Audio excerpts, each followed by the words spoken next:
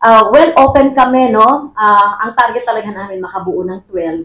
Pero open kami na may sumali sa amin or kami mga ganon. May mga ganon pinag-uusapan sa hanay na sa level ng makabayan.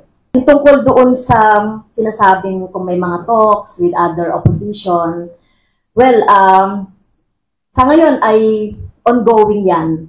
At talagang pinag-aaralan pa natin. So, syempre, yung magiging kaalyado namin, yung with the same, yung with the same principle as us. Hindi yung dahil nakikipag-alyado ka lang dahil gusto mong manalo sa eleksyon, di ba? Hindi ganon.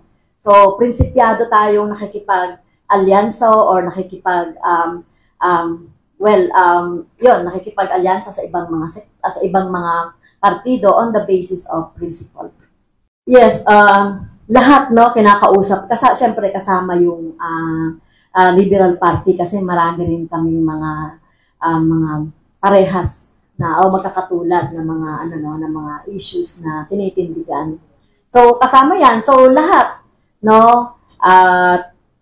syempre sinasabi natin dito na bubuo kami ng slate ang Makabayan, madadagdagan, hindi lang ako. So, I will announce that soon. We are looking forward doon sa tunay na oposisyon. Kasi yun po yung kulang ngayon. Ang choices mo, Marcos, Duterte, hindi yun ang gusto ng Makabayan.